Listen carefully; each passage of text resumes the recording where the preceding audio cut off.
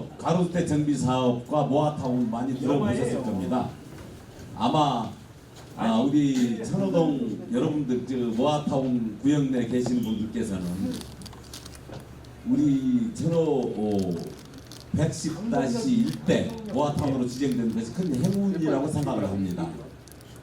가로주택 정비 사업으로만 한다면은 용적 즉 아파트 세대수도 적고 층수도 고층으로 올라가지 못하는데 다행히도 작년에 강세훈 대표께서 우리 천호동을 모아타운 구역으로 서울시에 신청을 해서 서울시로부터 모아타운 구역으로 선정을 받았습니다. 굉장히 어려운 일을 하였거든요. 강세훈 대표에게 여러분 박수 한번 부탁을 드립니다. 이 어려운 일을 해낸 우리 강세훈 대표는 건축사이고 이러한 가로주택과 정비사업 그리고 모아타운 관계에 되는 일을 많이 해온 경험자입니다. 그래서 강세훈 대표를 모시고 여러분들께 자세한 모아타운에 대한 설명을 듣도록 하겠습니다. 뜨거운 박수로 환영해 주시기 바랍니다. 네. 안녕하십니까? 감사합니다. 저희 천호동 113-2 16,000평 정도 되는 곳을 7개 구역으로 구획하고 조합 설립 동의서도 진구하고 작년에 모아타운 선정까지 시키고 오늘까지 모아타운 사업을 완성해보겠다고 죽도록 노력하고 있는 주 A 컨설턴트 대표 강수훈입니다. 네. 오늘 설명회는 제가 그동안 가로주택 정비사업으로만 조합 설립을 했다가 모아타운에 대해서 한 번도 제가 제대로 된 설명을 해본 적이 없었습니다. 그래서 오늘 처음으로 이제는 조합 설립이 거의 다 완성이 돼서 모아타운 사업으로 진행이 될 수 있을 것 같아서 제가 처음으로 7개 구역 총괄하는 통합 설명회를 진행해 보려고 합니다. 우선 제가 이 사업은 저 혼자서 할 수 있는 사업이 아닙니다. 저를 비롯해서 상당히 많은 사람들이 이 사업을 위해서 노력해 줄 것입니다. 일단 저희 협력업체인 저희가 중앙법무법인 약 한 24년간 아주 이런 정비사업에 능통한 저희가 정비사업 총괄본부장 나오셨습니다. 우리 황선영 본부장님이 나오셔서 많은 박수 한번 쳐주십시오. 한 분은 저희 이후 법무법인이라고 아주 유명한 곳입니다.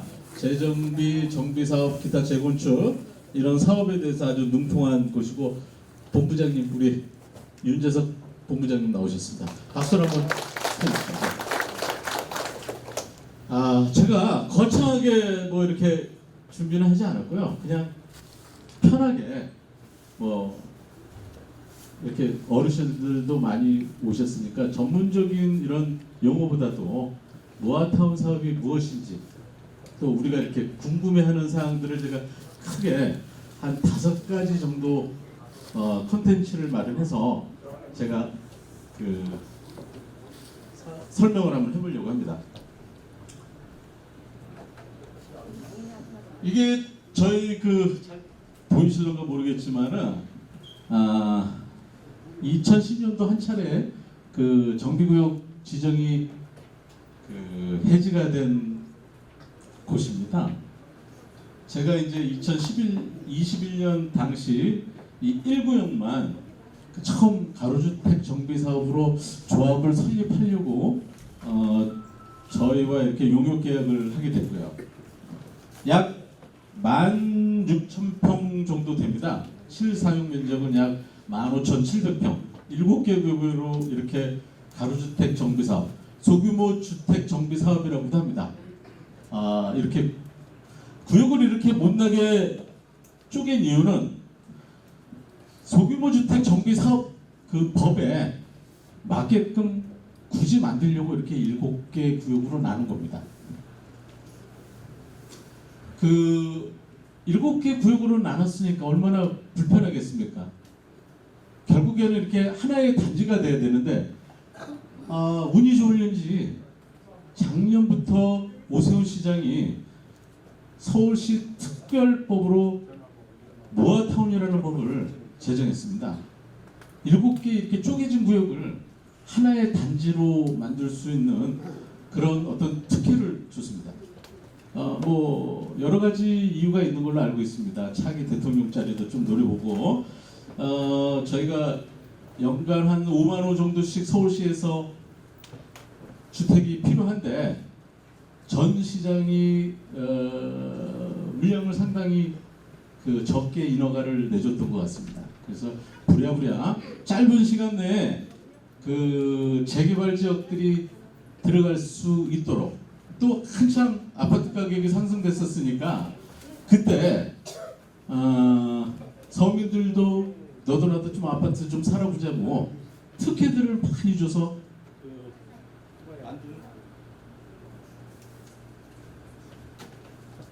만든 법입니다. 그 특혜 중에 하나가 이 설계를 하려면은 상당히 규약이 많습니다. 여기 보시다시피 뭐 건폐율이라든지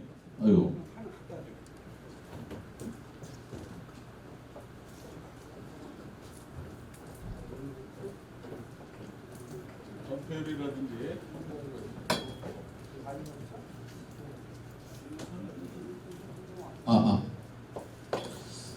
건폐율이라든지 그 층수에 대한 높이 제한이라든지 대제한의 공지, 그다음에 조교, 뭐 채각 일조에 대한 기준, 동간거리라든지 이런 거에 대해서 상당히 완화를 해주고, 또 하나는 보통 재개발 재건축이 평균 10년에서 약 12년 정도 이렇게 소요되는데 모아타운은 평균 4, 5년이면은 사업이 끝날 수 있습니다. 이런 그 절차의 간소화로 인한 빠른 사업 속도를 할 수 있고요. 재개발이나 재건축의 사업 지표를 보통 용적률로 표현합니다. 용적률은 이제 내가 대지가 땅이 100평이면은 용적률 200% 그러면 위에 지상층에 있는 면적을 200평까지 지을 수 있고 250% 그러면은 2.5배, 300% 그러면 3배 정도의 면적을 지을 수 있다라고 하는 겁니다. 분양 면적이 커진다는 것은 사업성이 그만큼 많다는 뜻이죠. 저희 같은 경우에는 지금 7개 구역에 대한 조합 설립은 가로주택 정비 사업으로 조합 설립을 했습니다. 현재 7개 사업 중에 5개 구역의 조합 설립 동의서는 완성이 됐고요. 7구역 한 8장, 5구역이 한 7여 장 정도 그 동의서가 남은 걸로 알고 있습니다. 뭐 이렇게 좀 오해가 있어서들 동의서를 안 하신 것 같은데 아마 여기 7구역, 5구역 분들이 많이 참석을 하셨다면은 다음 달 초쯤에 동의서가 완성될 거라고 상상을 해봅니다. 될 거라고 생각합니다. 저희가 그 천호동 모아타운 113번지 이 일대는 2종 일반 주거고 7층 이하로밖에 개발이 되지 않습니다. 가로주택 정비 사업으로 저희가 조합을 설립했던 가로주택 정비 사업은 20%의 임대주택을 지어주는 조건으로 250%까지 지을 수 있습니다. 그 다음에 모아타운으로 선정이 됐으니까 통합계 5개 이상의 통합된 구역으로만 관리객 수립만 한다면은 저희는 300%의 용적률과 플러스 알파 공짜죠. 추가적인 용적률까지 받을 수 있습니다. 그 다음에 혜택이 아시다시피 저희 이 구역 내의 가장 큰 고질적인 문제인 주차난에 대한 해소 문제입니다. 깜짝 놀랐습니다. 여기 와서 제가 구역 내에 조합 사무실 하나 열다가 책상 나르다가 죽을 뻔했습니다. 잘못 나갔고 차가 못 들어오더라고요. 그래서 밤중에 저 리어카로 짊어지고 다 날랐습니다. 지금 아직도 그 1, 2구역 주변하고 5구역, 4구역 그쪽에 맹지를 비롯해서 차량이 진입하지 못하는 구역들이 아직도 상당히 많습니다. 그런 거에 대해서 그 7개 구역을 각각 주차장을 만드느니 전체 하나의 주차장으로 통합할 수 있는 그런 혜택을 줍니다.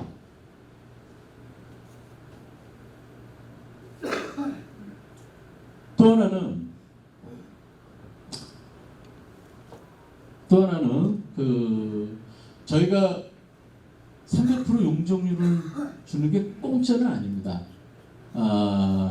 고질적인 문제들, 여기가 저밀도의 조합원들이 사시는 곳이다 보니까 공공이용시설이라든지 혹은 공원이라든지 그 다음에 아시다시피 그 주차장에 대한 해결 문제를 위해서 저희 구역에 계시는 분들만 말고 그 인근의 사람들을 위해서 통합 주차장을 일부 짓는 조건, 그걸 기반 시설이라고 합니다. 그 기반 시설을 일부 내주는 조건으로 용적률 상향을 받는 겁니다. 그냥 우리가 지어서 기부 체납을 하는 게 아니라 서울시에서 그 기반 시설에 대해서 375억 내에서 지원을 받습니다. 물론 아시다시피 국가 세금이라는 게 먼저 가져가는 놈이 임자입니다. 그래서 사업성이 먼저 빠르게 진행되는 사업체가 75억 중에 상당수 가져갈 수 있다고 생각합니다. 저희가 65개 정도의 모아타운이 있습니다. 근데 실제로 저희같이 조합이 빨리 결성되고 사업이 진행될 수 있는 가장 적지는 지금 저희가 아마 번동 모아타운 외에 첫 번째라고 제가 생각하고 있습니다. 실질적으로 인터넷이나 이렇게 검색을 해보시면은 저희 천호동 모아타운이 상당히 빠른 진행임을 알 수 있을 것입니다.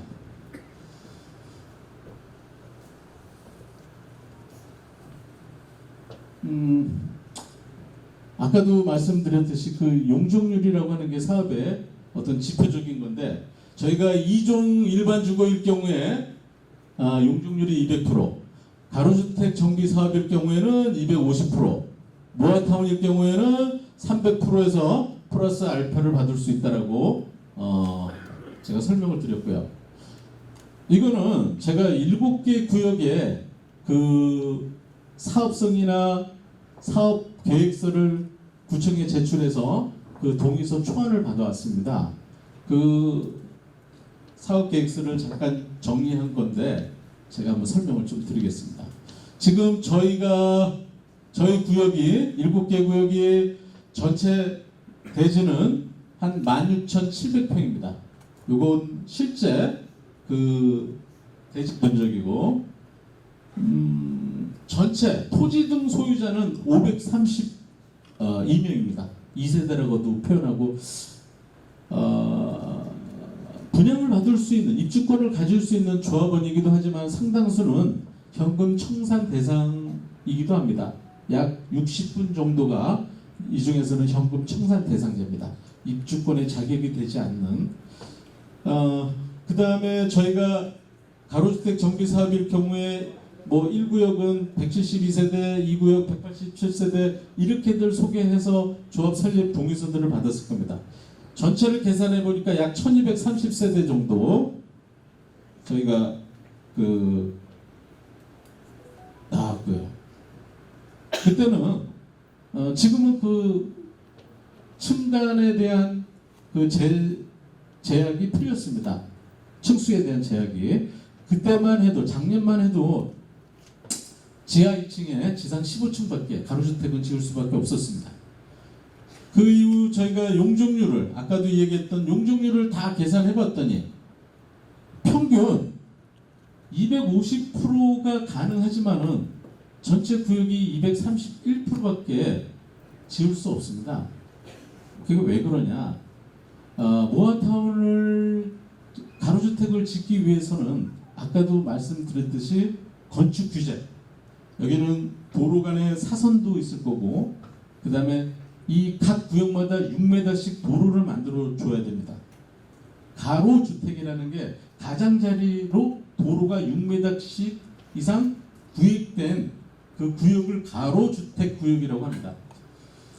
이런 거 저런 거 차 띄고 포 띄고 하니까 실제로 250%를 할 수 있지만은 실제로 평균 저희가 231%밖에 용적률을 가질 수가 없습니다.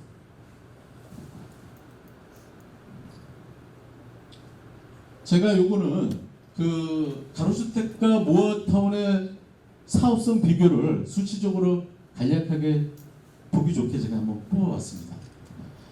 2종 일반 주거일 경우에 200%라고 했지 않습니까? 저희가 15,700평 정도 대지 면적이니까 분양할 수 있는 면적, 물론 지하 면적은 제외한 겁니다. 그냥 보통 지상층을 분양 면적으로 하니까 분양 면적으로 했을 경우에 약 31,400평.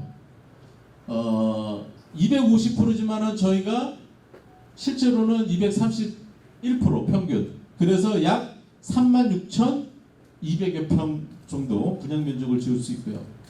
모아타운으로 저희가 설계를 해보니까 모아타운으로 통합된 설계를 했을 경우에는 300%를 무난하게 찾아 먹을 수 있더라고요. 층수는 35층 규모 정도로 전체를 할 수 있습니다. 그래서 보니까 면적이 약 47,100평, 300%니까 플러스 알파는 저희가 커뮤니티 연도라 그래서 그 고품다리 시장 들어가는 입구서부터 그 이태리 타워를 거쳐 그 정육점 있는 그 길을 13m로 만들어주는 겁니다. 양쪽에 2m씩 연도가 있고 10m짜리 도로로 만들어서 왕복 2차선을 1차선씩, 그러니까 왕복할 수 있는 차도로 만드는 그쪽에 공공이용시설이라고 하는 저층형의 우리 조합원들만 사용하는 것 외에 다른 구역에 있는 분들도 이용할 수 있는 시설들을 짓는 거에 대해서는 아까 말씀드린 기반 시설 비용을 받아서 우리 용적률과 상관없이 플러스 약 10%, 15% 내외로 별도로 지을 수 있습니다. 번덕 모아타운 같은 경우 보니까 약 10%에서 12% 내외더라고요. 요 아래 거는 저희가 15,700평으로 가로주택, 대지 면적이었을 경우에, 가로주택이었을 경우에 231% 용적률을 적용을 했고요. 만일에 모아타운으로 갔었을 경우에 저희가 만약에 270%밖에 못 찾아 먹었다. 270%. 그러면 약 지상층 추가 분양 면적이 약 6,050평 정도. 일반 분양가를 제가 가로주택 정비사업 때 사업계획서에 평당 3,200만 원 정도라고 기재를 했었습니다. 우리 구역이 약 16,000평에 1,700세대 정도가 나오는데 여기에 1군 메이저급 브랜드가 건설사가 들어온다면 분양가 4,000에서 5,000 정도는 무난하게 받을 거라고 생각합니다. 하지만 저희가 가로주택 정비사업 분양가인 3,200만 원으로 그 예시를 했을 경우에 약 금액은 1,959억 정도가 추가 분양 수익이 늘고요. 그거를 전체 아까 토지 등 소유자 조합원 세대수로 나눈 531로 나눴더니 한 세대당 약 3억 6천만 원 정도의 6천만 원 정도의 추가 수익이 발생을 합니다. 300%를 찾아 먹었으니까 약 1,700평 이상의 분양 추가 면적이 생기고 3,200만 원을 곱해보니까 약 3,400억 이상의 추가 수익이 발생합니다. 그거를 532세대로 나눴더니 한 세대당 약 6억 5천만 원 정도의 추가 수익이 발생을 합니다. 물론 저희가 지하 주차, 지하 쪽에 근린생활 시설이라든지 일부 근린생활에 대한 금액은 지상층의 값만 쳤고 지하 쪽에 있는 근린생활에 대한 추가 수익은 포함되지 않은 겁니다.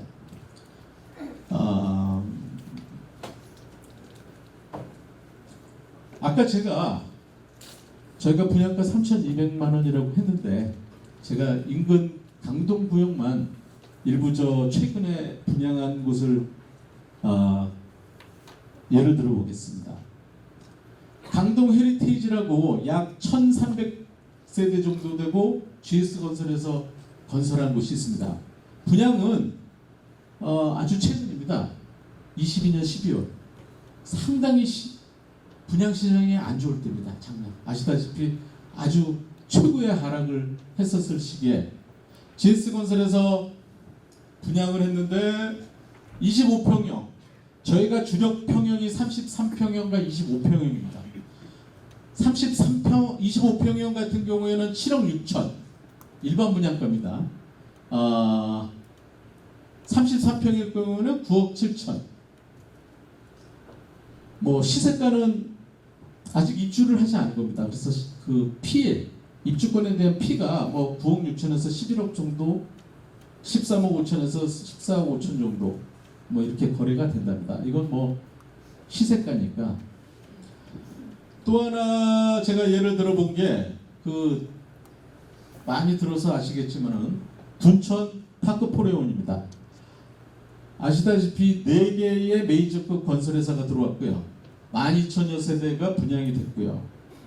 물론 분양은 조합원 분양, 일반 분양 이렇게 두 가지로 나눠집니다. 크게 25평형 여기도 작년에 분양을 했습니다. 상당히 안 좋을 시기에 분양을 했고요. 25년도 입주 예정입니다. 여기도 25평형이 10억 4천, 뭐 33평이 12억 9천.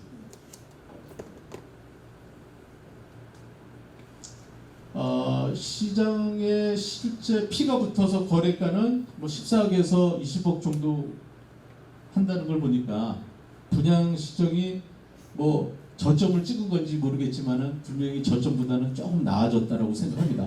이 분양가보다는 분명히 많은 피가 붙어서 거래가 되는 것을 알 수 있고요. 천호역 옆에 한창 올라가고 있는 그 천호 젠트라스라고 있습니다. 물론 그 주상복합입니다. 일부는 오피스텔이고 뭐 예를 들기가 좀 그렇겠지만은 주상복합은 아무래도 아파트 가격보다 일반 아파트 가격보다 분양가가 좀 쌉니다. 전용 면적이 적기 때문에 좀 쌉니다. 거기는 25평형은 없고요. 33평형이 9억 천에서 10억 4천 정도 거래가 되더라고요. 뭐 주상복합이다 보니까 거래가는 제가 조사를 못했습니다. 인터넷에 뜬 게 없고 저희 거 같은 경우에 저희가 약 사업이 정상적으로 시작되면은 내년에 이주 공고를 하고 아마 내후년 초에는 착공을 할 수가 있을 겁니다. 착공을 했을 경우에 24년 한 5월경을 제가 분양 시점으로 일반 분양분을 시점으로 봤고요. 착공이 된 이후에 약 30개월 정도면은 공사가 완공됩니다. 그렇게들 30개월 정도로 건설회사 계약을 합니다. 그래서 약 저희가 25평형이 약 8억, 평당 아까 앞에서 말씀드린 듯이 3,200만 원. 그 다음에 33평이 약 10억 5천 정도. 실제로는 이거보다 더 비쌀 겁니다. 이거는 일반 분양가고요. 조합원 분양가는 여기 다 앉아 계신 분들은 조합원들이십니다. 조합원들은 저 일반 분양가의 약 80% 정도의 분양을 받게 될 것입니다. 제가 설계를 대충 해봤습니다. 가성비를.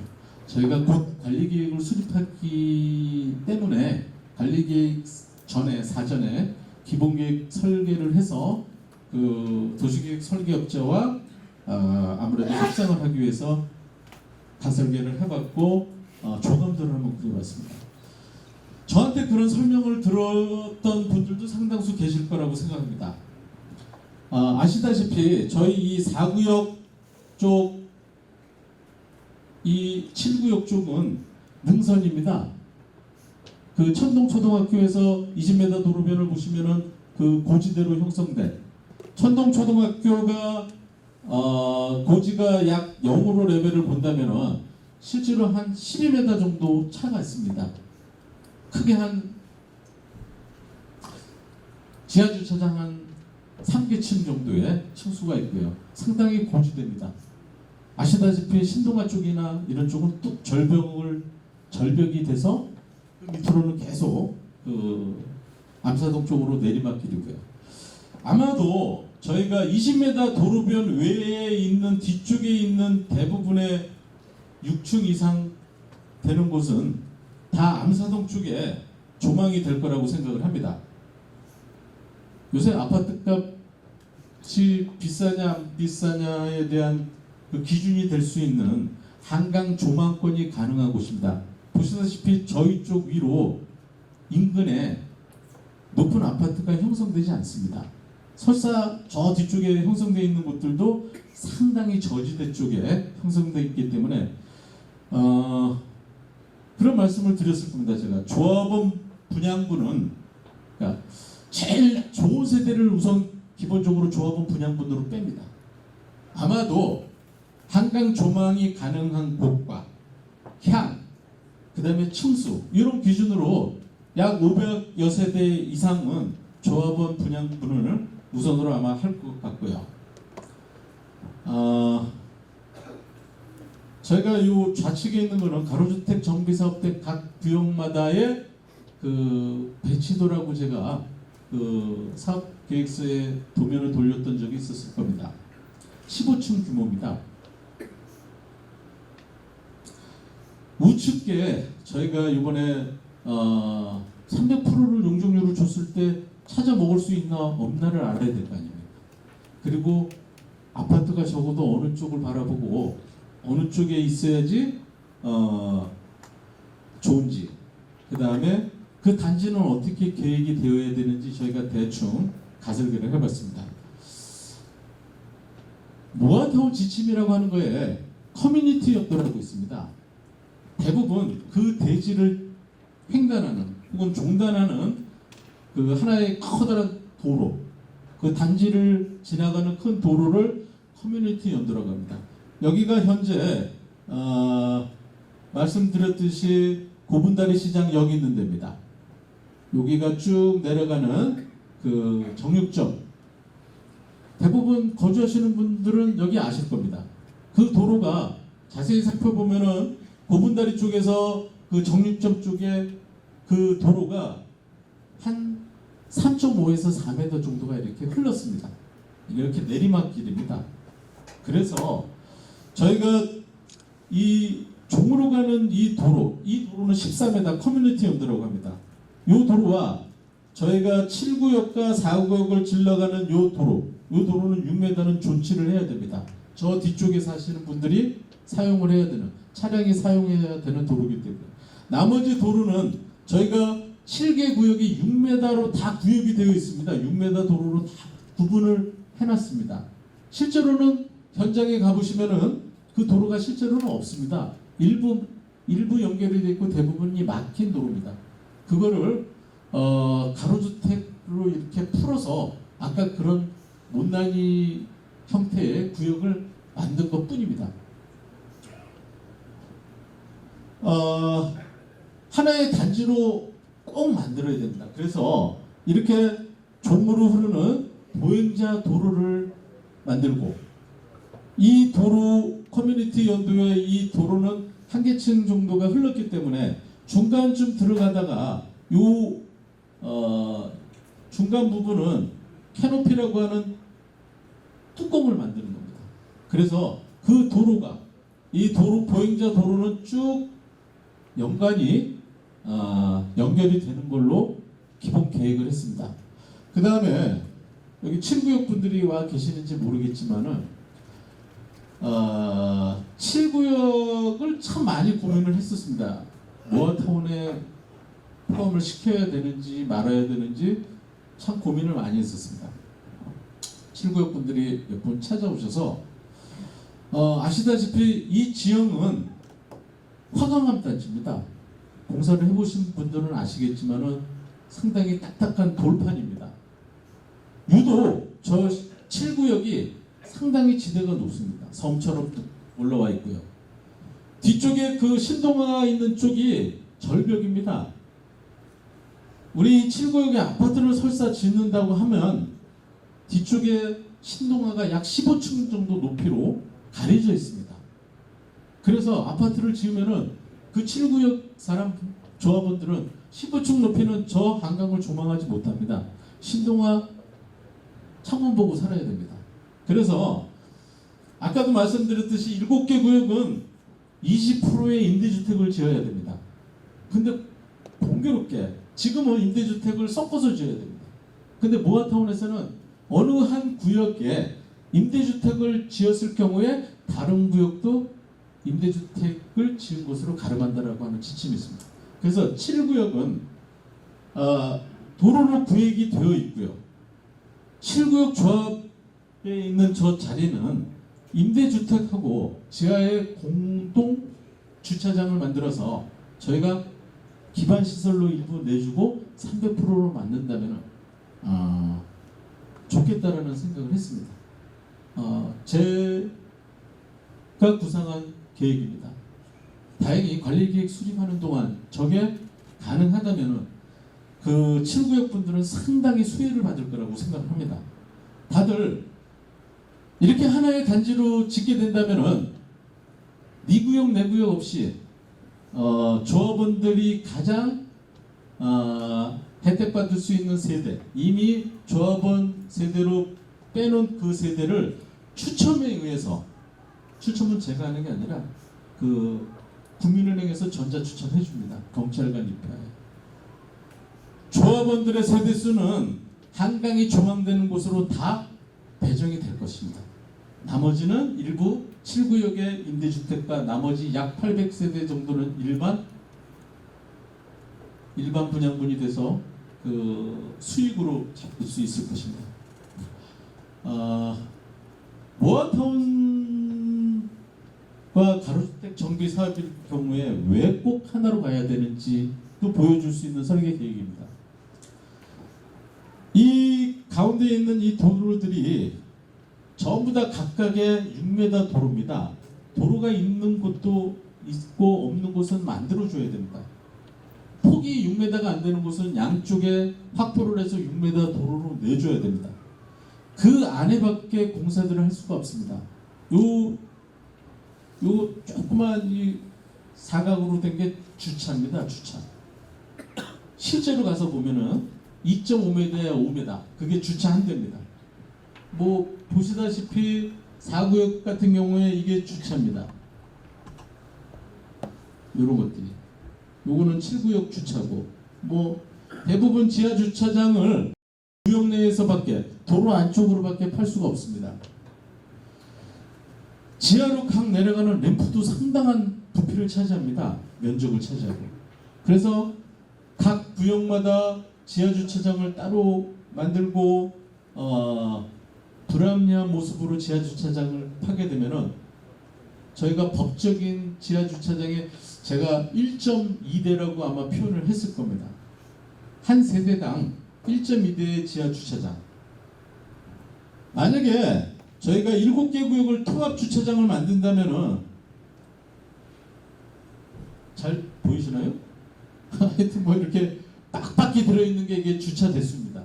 물론 이렇게까지는 되지 않을 겁니다. 일부는 상가도 만들 겁니다. 제가 세다가 말았습니다. 한 4-5배 정도의 주차 대수가 나오더라고요. 그렇겠죠? 이 구획된 곳 외에 이것을 다 2.5m와 5m로 나누다 보면은 몇 배의 주차장을 둘 수가 있습니다.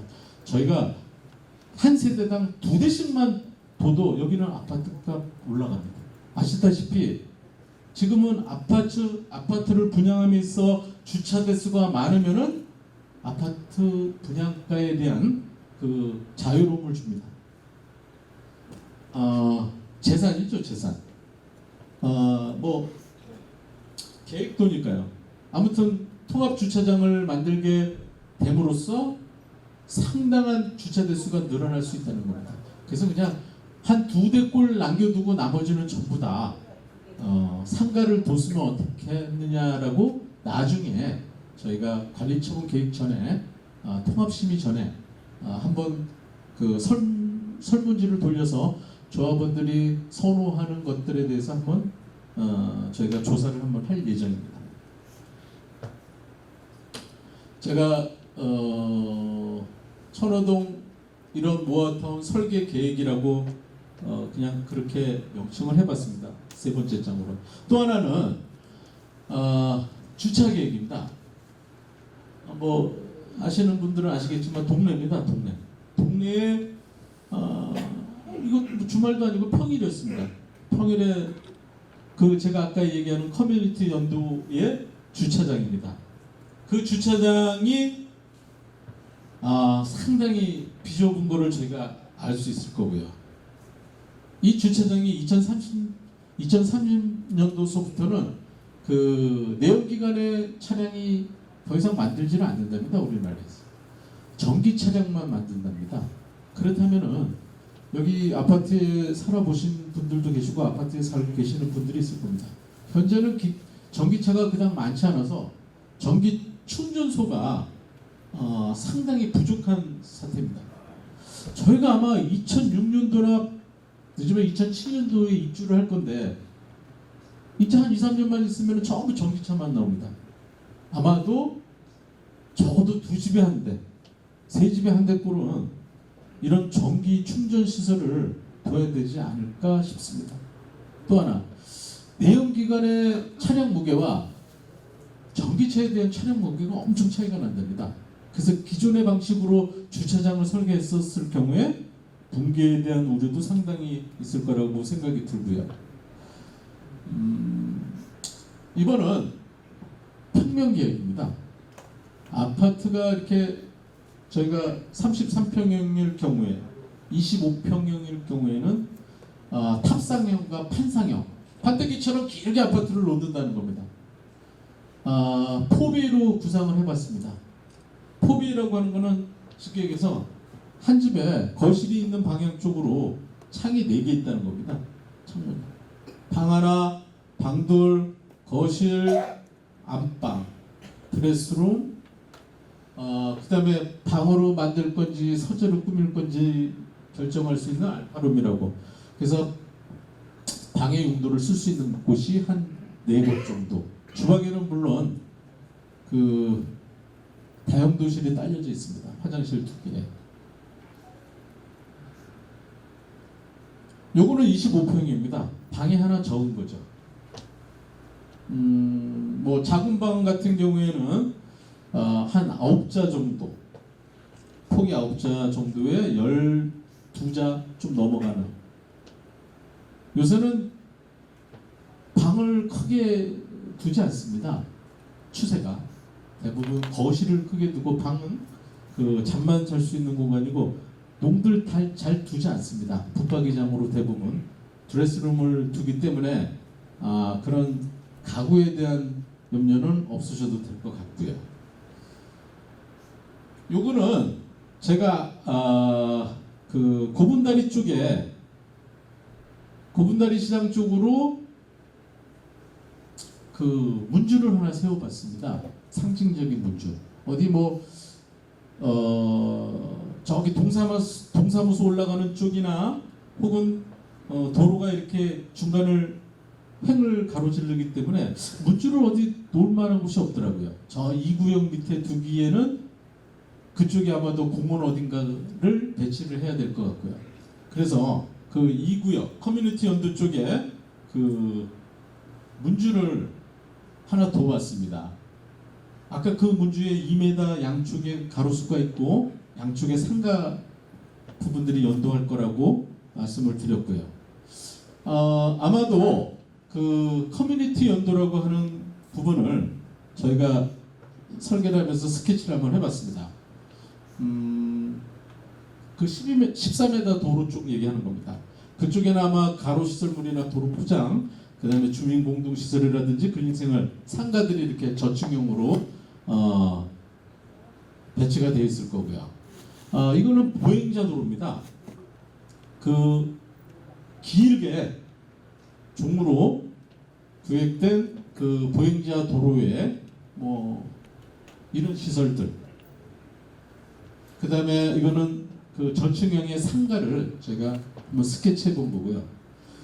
이거 같은 경우에는 모아타운의 지침입니다.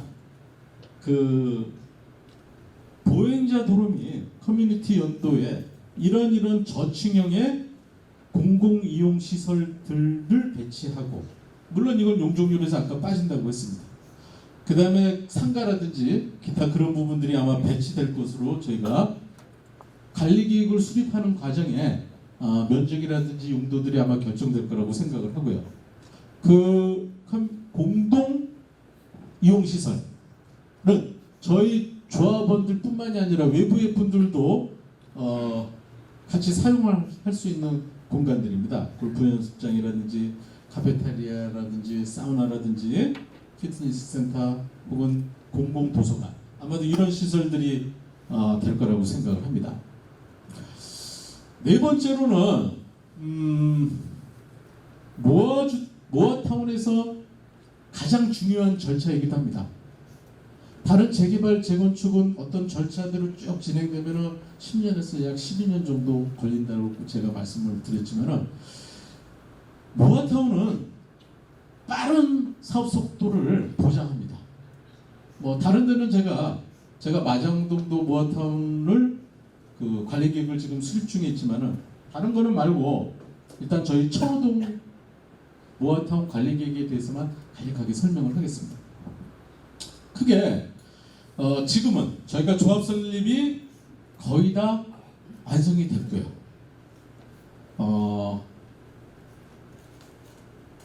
모아타운 사업, 즉 하나의 단지로 만들기 위해서는 7개의 구역이 동시에 이주를 하고 동시에 착공을 해서 동시에 입주를 하는 문제가 쉬운 문제만은 아닐 겁니다. 그게 제일 문제입니다. 어떤 데는 조합이 설립됐고 어떤 데는 지금 설립하고 있고 아직 동의서 진구 중인 것도 있습니다.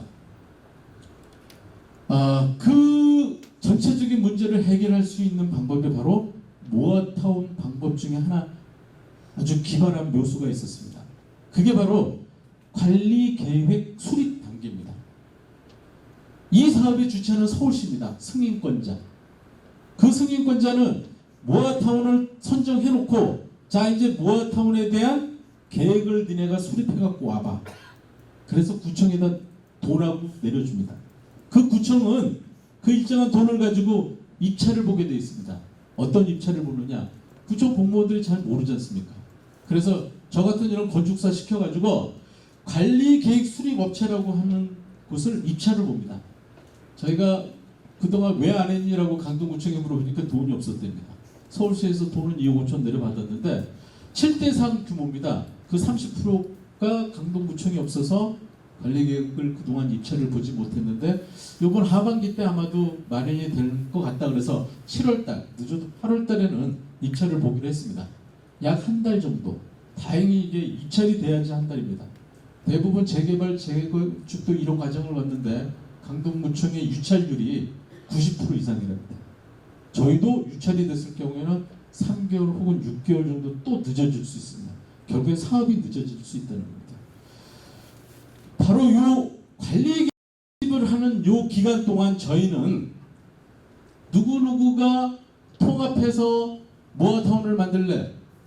그 만드는 조합을 이 관리처분 결정고시 이전까지만 조합을 설립하면 됩니다.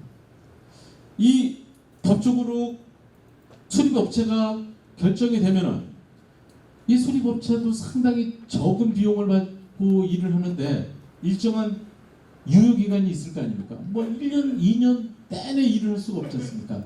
그 유효한 날이 보통 10개월에서 12개월 혹은 14개월 이내에 너네가 관리계획을 수립해갖고 와 라고 계약을 합니다. 쉽게 얘기해서 구청. 구청은 수립권자입니다. 수립을 해서 승인권자한테 허락을 받는 겁니다. 모아타운 사업을 대부분이 잘 모르셔서 그냥 구청에서 알아서 다 하는 거야 라고 생각을 하지만은 이 주민 참여 방식의 관리계획 수립이라고 하는 과정이 있습니다. 즉 아직까지 이 관리계획에 대한 정답이 없습니다. 이게 작년에 생긴 거다 보니까 다들 이제 세핑이야. 그래서 잘 몰라. 그래서 우리가 잘 세우면 그게 관리계획이 되는 겁니다. 그러기 위해서는 우리가 먼저 설계를 해서 7개 설계를 해서 관리계획자인 도시계획 설계자가 정해지면은 같이 도시계획 설계자는 약 한 달에서 2달 정도 이 천호동 모아타운에 대해서 기초조사들을 합니다. 그 기간 동안에 저희는 건축협정위원회라는 걸 만들어서 저희가 그들과 같이 관리 계획을 같이 수립을 하는 겁니다. 이분들도 잘 몰라요. 아직 여기 천호동 모아타운 땅덩어리가 어떻게 생겼고 이런 걸 잘 몰라. 어떤 형편인지도 잘 몰라. 그래서 저희가 협정위원회와 그 도시계획 설계업자가 같이 협의를 해서 야 이왕이면은 우리 쪽에 맞는 정답이 없거든요. 우리 쪽에 맞는 관리계획을 수립해 줘 라고 하는 과정을 거칠 수 있습니다. 짧게 끝나면은 8월달 정도에 만약에 시작을 한다면은 저희가 8개월에서 10개월 정도면은 관리계획을 수립할 수도 있습니다.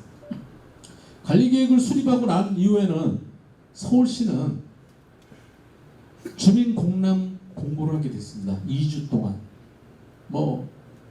의견을 내겠죠.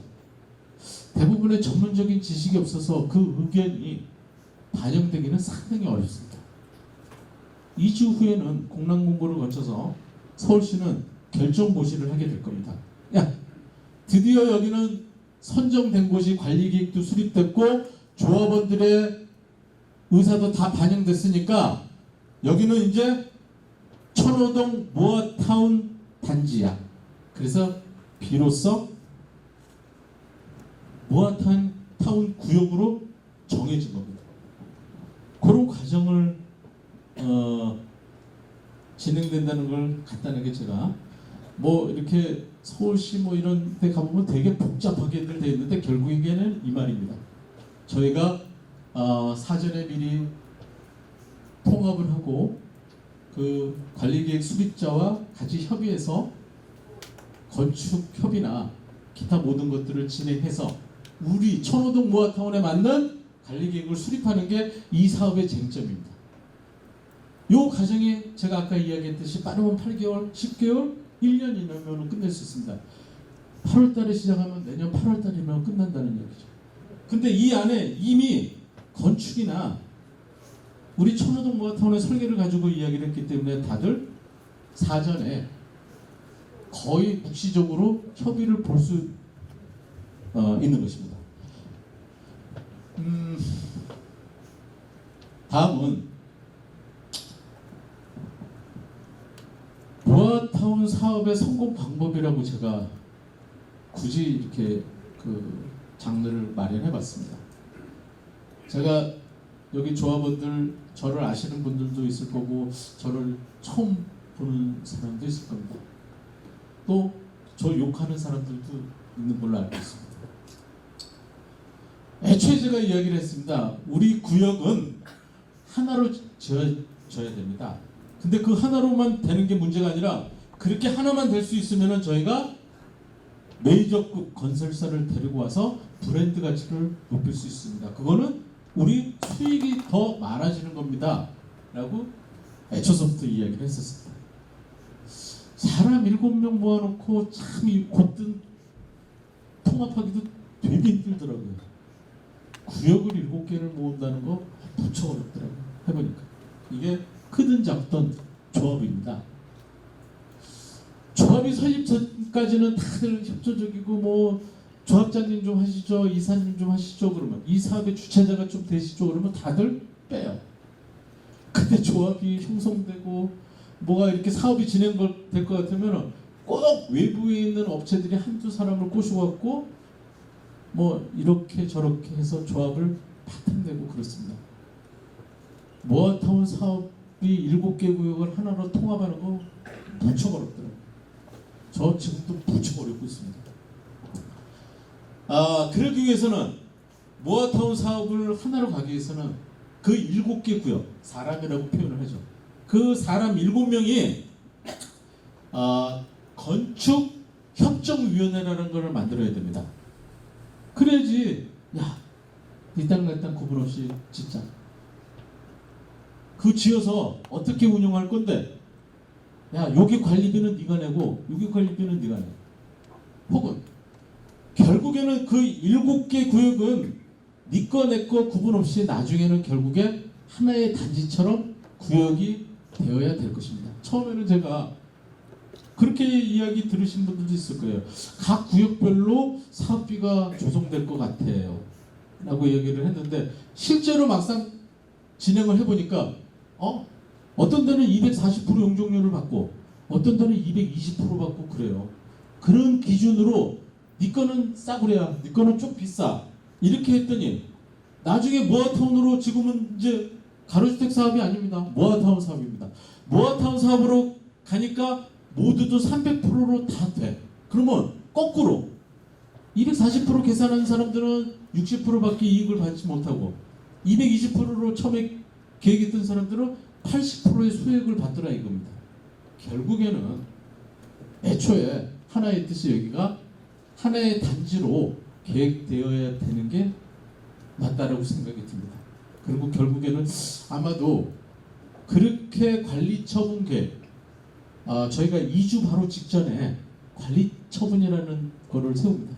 분양도 하고 감정평가도 나와서 A라는 사람이 나 얼마 내고 나는 얼마 거실러 갈 거야 몇 평형을 보고 이런 것까지 토탈적으로 세분화된 계획이 관리처분 계획입니다. 관리 계획 수립하고 비슷하죠. 다른 겁니다. 끄트머리에 가서 하는 겁니다. 그 관리처분 계획 때는 결국에는 이 7개 구역이 하나로 통합되는 곳 하나로 관리처분이 될 거라고 생각이 듭니다. 뭐 제가 주저리 떠드는 동안에 그림을 읽어보셨을 겁니다. 저희가 그래서 조만간에 관리계획 수립을 할 예정입니다. 수립권자가 아마 입찰을 볼 예정이고요. 저희가 지난 5월 30일 날 통합조합 사무실을 열었습니다. 아시다시피 구역의 1구역, 2구역, 4구역 조합 사무실을 제가 열었더니 월세만 각각 100만 원씩이야. 보증금 1000만 원에. 전기세, 수도세, 인터넷비, 복사기도 엄청 비쌉니다. 복사기. 전화세도 비싸더라고요. 조합의 운영을 하는데 창립총회에서 예산안을 받습니다. 한 구역당 약 1,800만 원 정도의 돈이 소요가 되더라고요. 제가 3개 구역을 조합 설립했으니까 앞으로 계속 한 달에 1,800만 원씩 깨집니다. 근데 저희가 통합사무실을 열었더니 보증금 2천에 250만 원입니다. 면적은 약 한 50평 정도 규모. 7개 조합 사무실을 운영하기가 충분하다. 조합장 급여는 드려야 되겠죠. 당연히 제일 수고하시는 분들은. 기타 불필요한 경비들이 많이 절약이 되더라고요. 격리도 다 일일이 다 뽑을 필요 없고 한 2~3명 정도면은 격리도 돼요. 전기세 하나고 인터넷도 하나고 복사기도 한답니다. 복사기 많이 나올 때는 한 달에 50만 원도 나옵니다. 7개면은 그 복사 비용만도 말도 못해요. 더 중요한 거는 아까도 말씀드린 건축협정운영위원회를 운영하기 위해서 그런 겁니다. 그 운영에는 각 구역의 조합장들로 구성이 됩니다.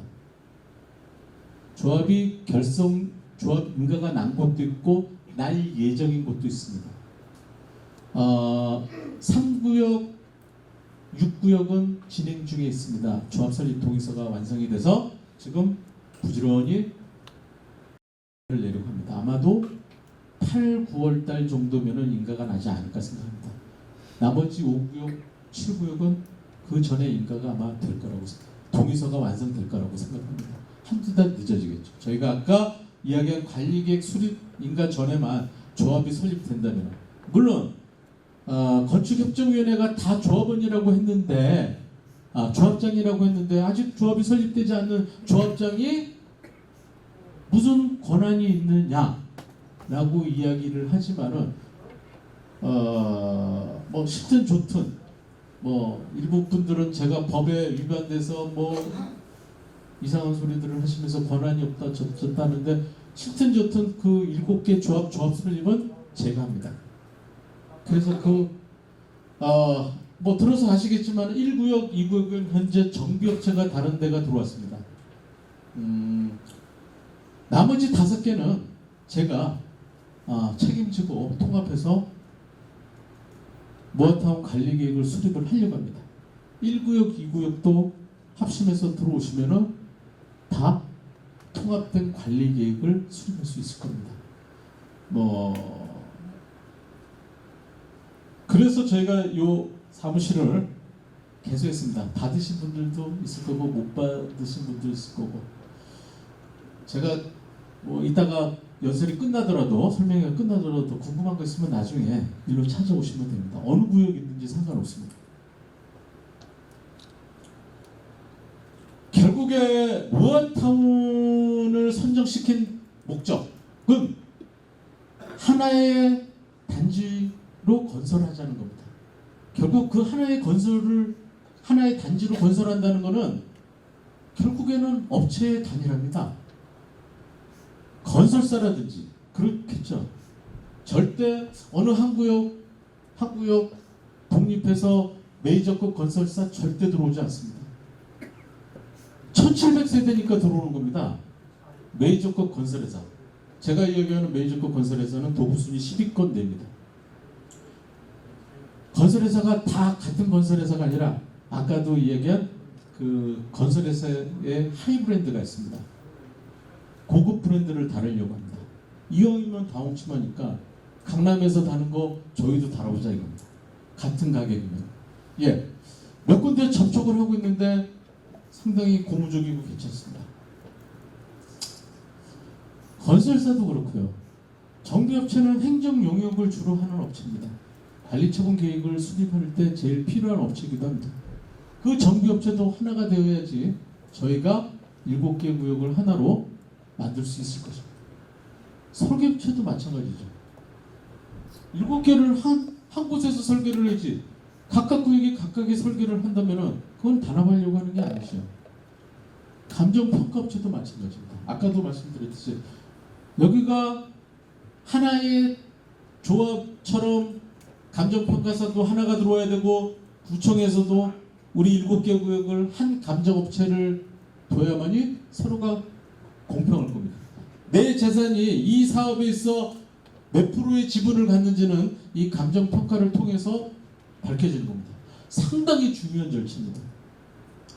나중에 일반 분양도 있을 거 아닙니까?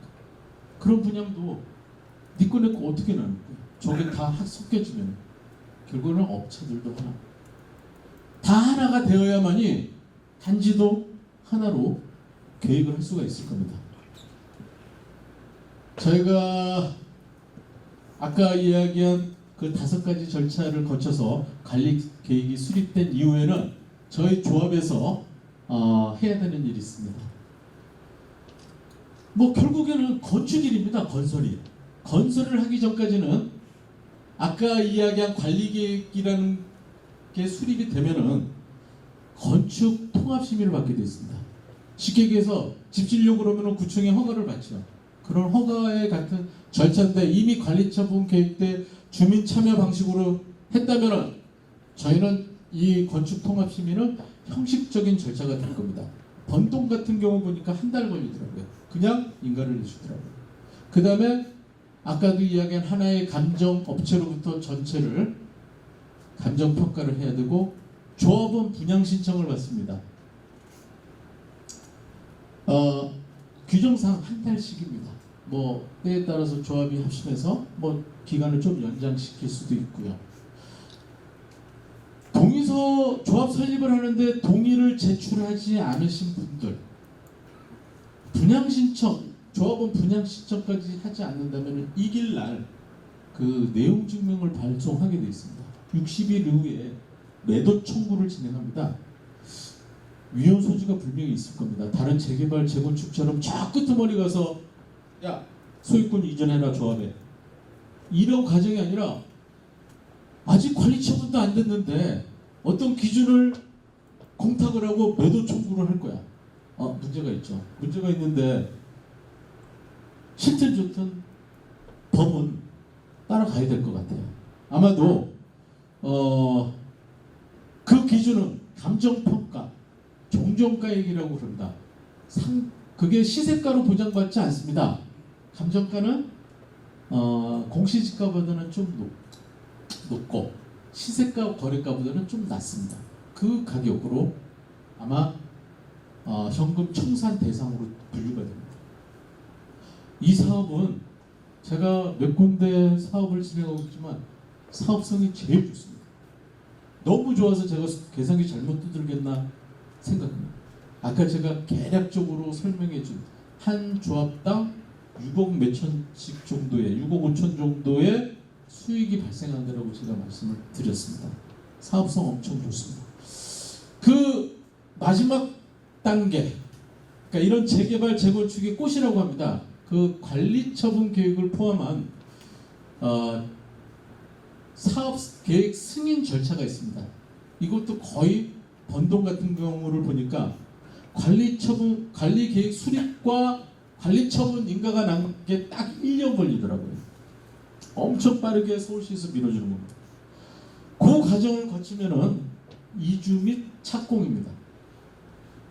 이주는 자 이제 다 났으니까 이제 이사들 가셔야 돼요.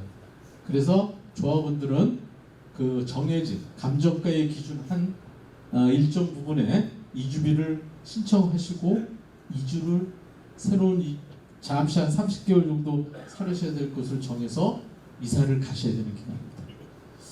짧게는 3개월 정도 예측하고 있습니다. 길게는 6개월 정도. 그 이후에 착공을 하게 되어 있습니다. 물론 저희가 조만간에 인가가 어느 정도들 나면은 건설사와 딜을 해볼 겁니다. 메이저급 건설사. 지금은 아직 안 됩니다. 지금은 다들 그냥 관심만 갖고 있지 들어와서 우리가 할게라고 하지 않습니다. 그때 계약한 건설 회사가 착공을 하게 되며 저희가 착공 후 약 기간은 30개월로 사용 승인까지 득하는 걸로 저희가 하고 있습니다. 마지막 장으로 이거는 별 중요한 얘기는 아닙니다. 저희 업체가 니네가 여기서 하는 게 뭐야? 불법이네 마네 이런 얘기들을 하더라고요. 이런 사업을 하는 업체로 크게 세 가지로 분류를 합니다. 정비사업 전문 관리 업체. 밑에 보니까 정비사업의 시행을 위하여 추진위원회 또는 사업 시행자로부터 해당 업무를 위탁받거나 이와 관련한 자문을 하는 것. 도시 및 주거환경 정비사업법입니다. 저희는 요거보다 조금 하나 특례법이라 그래서 빈집 및 소규모 주택 정비사업에 관한 특례법이라는 것을 적용받습니다. 물론 상위법인 이 도정법을 받기는 받습니다. 일부는 받지 않습니다. 두 번째는 CM이라고 그래서 컨스트럭션 매니저라고 그래서 건설 사업 관리라고 합니다. 요거는 주로 건설 공사에 관한 기획, 타당성 조사 분석, 설계, 조달, 계약, 시공 관리 주로 댐이나 특수 건물, 엔지니어링이 계획해야 되는 특수 건물들에 주로 많이 쓰는 업체들입니다. 전반적으로 관리를 하는. 끝으로 PM이라고 해서 프로젝트 매니저라고 하는 사업 관리를 하는 업체입니다. 저는 설계사무소를 운영을 하고, 제가 종합건설회사를 운영을 했고, 제가 시행사업도 했고 정비사업도 했습니다. 수주기획 일도 했습니다. 약 30여 년 했습니다.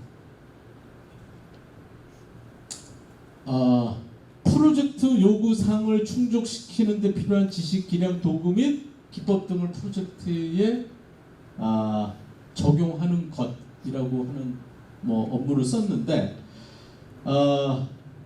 저희는 전반적인 일을 다 합니다. 아시다시피 조합 설립을 하는 그 가로주택 정비 사업에 대한 구역을 쪼개고 각각 구역을 사업 계획을 세우고 가로주택 정비 사업 조합 설립을 위해서 동의서도 진구했고 인가까지도 냈습니다. 저희가 1차적인 업무 계약은 조합을 설립하는 데까지입니다. 그 과정에 그 동의서를 진구하는 사항은 엄밀히 얘기하면 도정법상 정비사업 관리업체만 하라고 합니다. 저는 정비사업 관리업체가 아닙니다. 저는 그 정비사업 관리업체를 등록하기 위해서 제일 첫 번째 특급 기술자가 하나 필요한데, 그 특급 기술자인 건축사를 가지고 있습니다. 대부분의 건축사는 실전에 이 정비업체 만들지 않습니다. 설계사무소 만들지. 설계사무소가 수익이 더 짭짤합니다. 그래서 정비사업체를 만들지 않는데, 이번에 법이 개정이 돼서 지금까지는 제가 어떤 행정지시나 잘못이라고 시정 받아본 적 한 번도 없습니다. 구나 시로부터. 법이 개정이 돼서 10월 19일서부터는 제가 동의서 진구하고 조합 설립인가 조합원들 대신해서 신청해주는 이런 과정은 불법이 됩니다. 그래서 제가 지금 정비사업 면허를 하나 등록하고 있습니다. 8월 달에 나올 예정입니다. 8월 달에 나올 예정이니까 10월 19일서부터는 아마 제가 그거에 대해서 불법은 당연히 아닐 거며, 지금 하고 있는 이런 행위도 불법은 하나도 없습니다. 몇 분이 오셨는지 모르겠지만 한두 분이 저희한테 그렇게 미등록 업체니 불법이니 그렇게, 저 한 번도 행정지시나 어떤 업체에 대해서 벌금이나 기타 행위 제한을 한 번도 받아본 적이 없습니다. 저희는 행정업을 전문으로 하는 그런 업체가 아닙니다. 저는 이 사업을 처음부터 기획하고 모아타운 사업으로 만들고 모아타운 완성까지 시키는 업체입니다. 그래서 일부 분들은 제 조합 설립하고 먹고 나갈 거라고 그러는데, 조합 설립 후에 돈 하나도 못 받습니다. 저 여기 돈 많이 투자했지만 아직까지 돈 10원짜리 하나 못 받아가고 있습니다. 네. 일을 안 했는데 저한테 줄 일도 만무하고, 저는 여기 오늘 오신 분들 나중에 입주 때 한 분 한 분 현관문 전달할 겁니다. 네, 조합원들. 그게 제 꿈입니다. 요거는 저희가 약 1734세대 정도 나오더라고요. 그냥 조감도입니다. 참고로 해서 보시고요. 설명을 제가 원체 잘해서 질문은 없으실 거라고 생각을 하는데, 그래도 혹시 궁금하신 거 있으시면은 저 질문들 해주시기 바라는데, 먼저 몇 구역이시고 직원이 누구시고 조합원님 조남을 좀 밝혀주시고, 저희가 아직 참석하지 못하신 분들이 영상을 좀 올려주십사 하는 부탁들이 너무 많았습니다. 그래서 오늘 지금 이 영상들은 아마도 저 영상이 저 조합원들한테 아마 제공될 거라고 생각합니다. 미리 공지합니다. 자, 질문사항 혹시 있으신가요? 네. 앉아서 말씀드리겠습니다. 저는 110의 10호 10번지 제1구역 조합원 김용남입니다.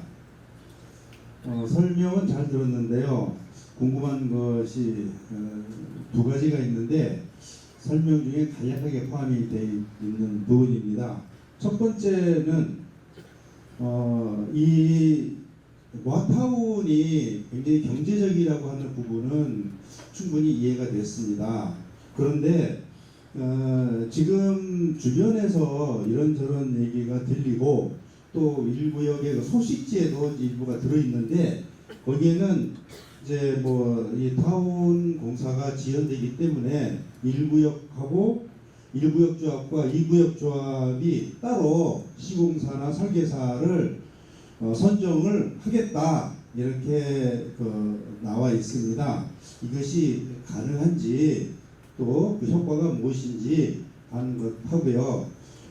두 번째 질문은 또 그 다른 내용인데 그 1구역 조합과 2구역 조합을 해산을 하고 1구역과 2구역 또 6구역 이 세 개의 구역을 합쳐서 새로운 조합을 만들어 가지고 이 타운이라는 이 사업을 일부만 시행하겠다 이런 내용도 이제 돌아다니는데 여기에 대해서 좀 답변을 부탁드리겠습니다.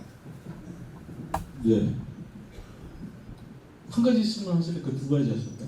두 가지시죠? 1, 2구역만 따로 갈 수 있는지 1, 2구역 뭐 요새 한간에 떠돌아다니는 그 루머 중에 1, 2, 6구역만 따로 간다 라는 말에 대한 건데 아까도 말씀드렸듯이 모아타운 관리계획 수립은 통합관리계획이 되어야지 5개 이상의 구역이 되어야지 혜택을 받을 수 있습니다. 2종 일반 주거지역이고 여기가 7층 이하입니다. 2종 중에 제일 안 좋은 조건을 가진 곳입니다. 그래서 통합관리계획이 수립되지 못한다면 저희가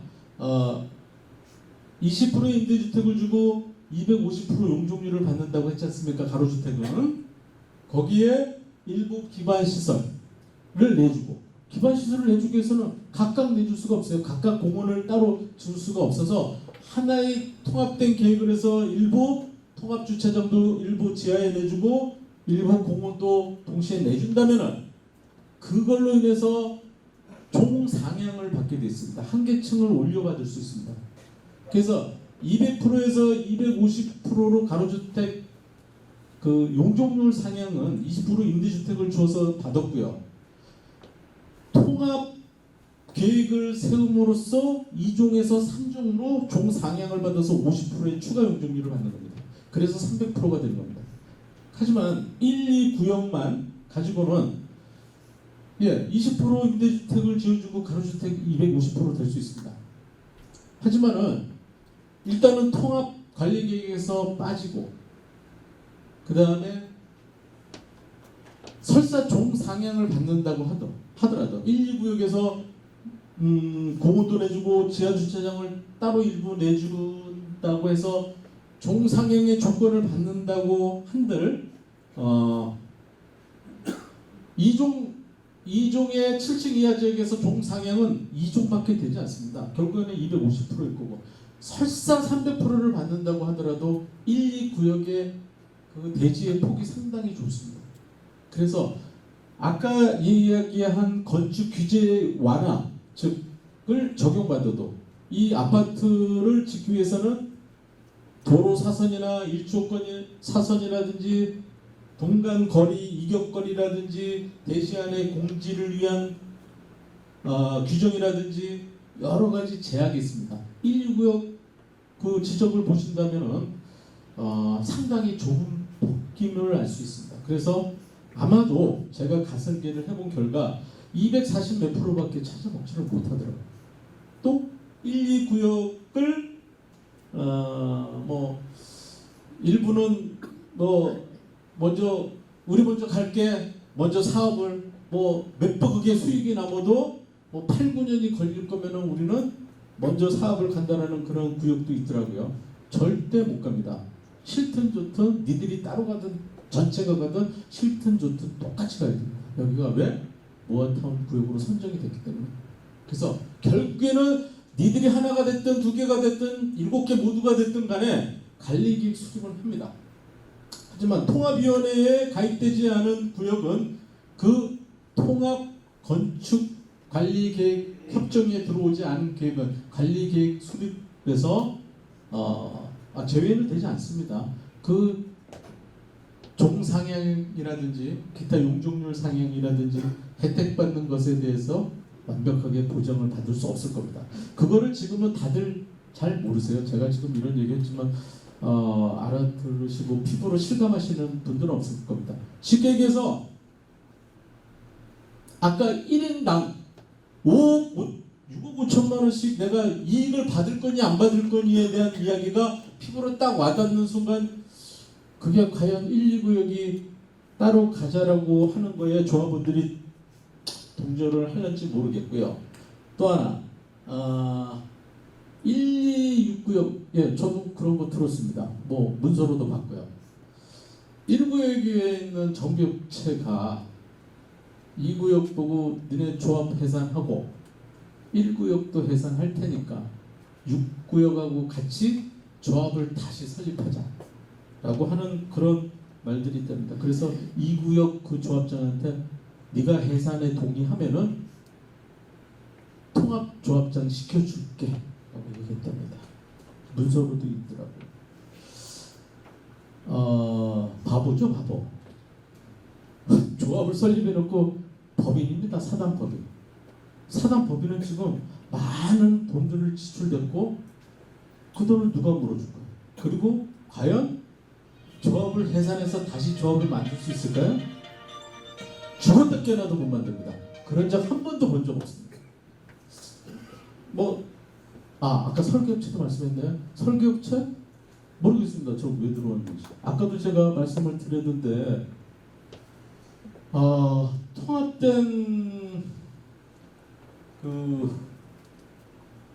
통합된 업체만이 하나의 단지를 만들 수 있습니다. 결국 들어오는 그 업체들이 7개 구역을 다 설계를 할 수 있을까요? 그 단가들 보니까 상당히 높던데 7개 구역을 하나의 용역업체로 주는 단가와 각각의 단가는 말도 못하게 차이가 있을 겁니다. 뭐 대충 보니까 13만 원 꼴이던데 평당 설계비가 저희가 보니까 9만 원에서 10만 원 내외 정도면 설계가 가능할 거라고 생각합니다. 뭐 답변이 됐는지 모르겠습니다. 한 번 더 받겠습니다.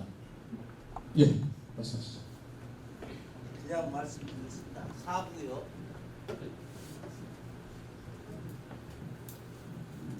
네, 4구요. 천호동 220m 12번지 4구역 조합원 김상희입니다. 저희 4구역은 단체 카톡방이 있는데 거기에 여러 글들이 많이 올라오고 있는데 가장 궁금한 거 한 가지만 물어보겠습니다. 어떤 분이 계속 민원을 넣어서 우리 조합 설립 인가가 안 나오고 있다고 조합원들은 그렇게 믿고 있는데 지금 어떻게 되어가고 있고 어떤 대책이 있고 어떤 상황인지 그리고 앞으로 조합 설립 인가가 언제쯤 나올 수 있는 건지 그 한 가지만 여쭤보겠습니다. 네, 4구역 말씀하시는 거죠? 4구역 어저께 조합 설립 인가 났습니다. 예, 뭐 답부터 먼저 말씀을 드리고요. 예, 유독 4구역의 어느 분이 공교롭게 몇 분들이 하는 그 민원을 공교롭게 똑같은 내용의 민원을 토시는 안 틀리고 계속 지속적으로 내시더라고요. 저희가 협찬을 받아야 될 곳이 협력을 받아야 될 곳이 아까도 말씀드렸듯이 자치구입니다. 강동구청 관리계획 수립권자. 근데 민원을 그 민원이 맞는지 안 맞는지 모르겠습니다. 결국에는 인가가 난 거 보니까 저희가 맞았던 것 같습니다. 그 민원보다는 그 지장이 있습니다. 무진장 지장이 있습니다. 앞으로 저희가 7개 구역이 두고두고 강동구청에 협조를 요청해야 되고 서로 가야 됩니다. 근데 다들 열망을 하고 있는 조합원 의견과 다르게 어느 몇 분이 이견된 의견을 가지고 지속적으로 조합원들을 구청을 괴롭힌다면 민원 무진장 괴롭 좀 공무원들 계시죠? 공무원들이 제일 싫어하는 게 민원입니다. 민원을 지속적으로 내면은 그 민원을 결국에는 그 담당들이 해결을 해야 됩니다. 그래서 시간이 무진장 지체가 됩니다. 구역 같은 경우에 저희가 한 차례 미스도 있었습니다. 그래서 아시다시피 총회를 또 한 번 열었었습니다. 자연스럽게 사구역 인가가 났고요. 민원에 대한 물으신 그 질문에 대한 답, 무진장 지장이 있습니다. 되도록이면은 자신이 의견이 있으시면은 조합 사무실에 오셔서 먼저 문의를 하시고 의견을 내시고 좋은 해안을 가지고 다시 한 번만 더 받겠습니다. 잠깐만요. 쉬었다 합시다. 쉬었다면 박수 한번 치세요. 저 그동안에 1시간 반 동안 우리 강소연 교수님께서 애썼습니다. 시간이 없으니까 대관 시간이 곧 다가오거든요. 그래서 한 분만 더 질문을 받고 더 질문 있으신 분들은 사무실을 가셔서 질문하시고 다음 선생님에게 질문을 하는 걸로 하겠습니다. 여러분 지루하시죠? 예. 한 번만 더 질문 받고. 아니 아까부터 소리 들었는데 저는 왜 제외를 시키십니까? 예, 잠깐만요. 네, 7. 아니 가까우니까 그냥 말씀드릴게요. 들으셔야 이쁜데 또 질문 드려요. 7구역 서울동 217-79호 집주인이고요. 7구역은 지금 인가가 안 난 상태이지 않습니까? 네, 강승은 대표님께서 진행하시다가 지금 1, 2구역이 따로온 정비업체랑 이렇게 하시면서 이렇게 중단된 걸로 알고 있어요. 그런데 저희 7구역은 언제쯤 인가를 나기 위해서 지금 A 컨설턴트에서 힘을 써주실 건지 그게 제일 궁금해요. 저는 빨리 좀 했으면 싶은데요. 네. 박수 한번 쳐주세요. 여기. 박수는 찾으셔야 됩니다. 먼저 저는 상당히 의외였습니다. 7구역은 펌을 드려야 되나 말아야 되나 상당히 고민했었던 지역입니다. 아시다시피 삼각형 모양의 땅입니다. 그죠? 7구역. 대지도 되게 높습니다. 돌판입니다. 화강암 단지입니다.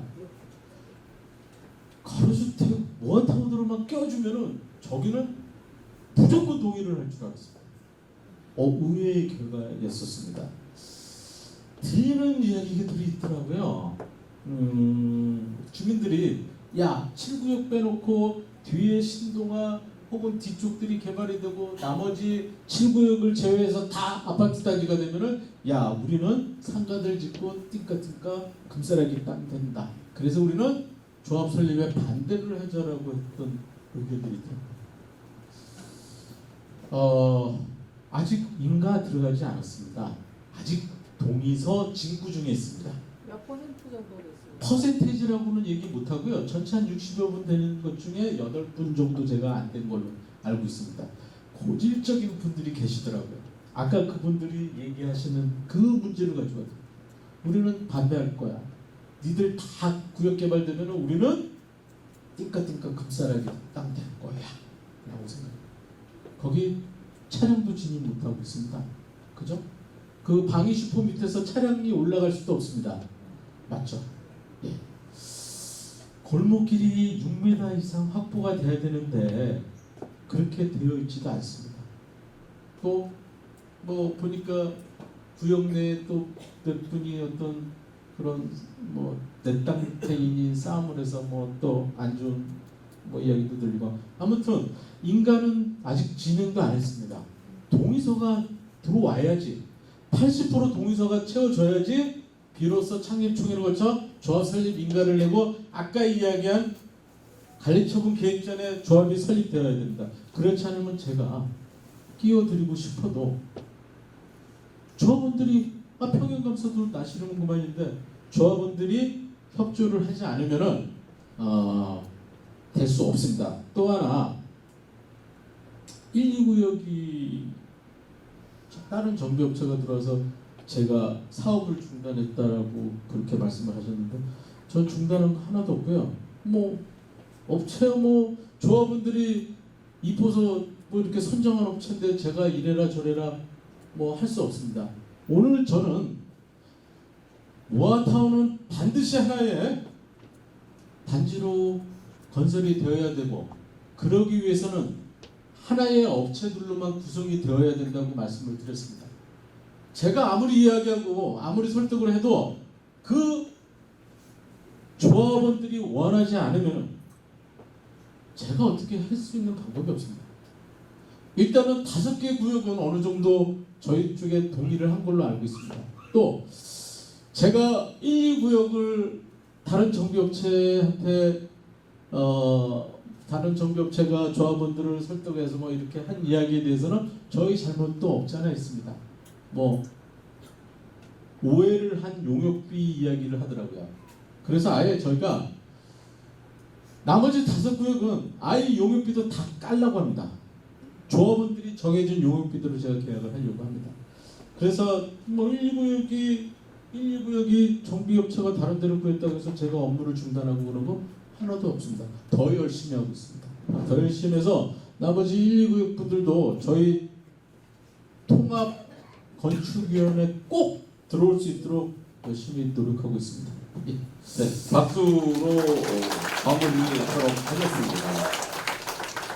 참고로 1, 2구역만 따로 아파트를 지면 세대수가 기껏 300 내지 400씩 되겠죠.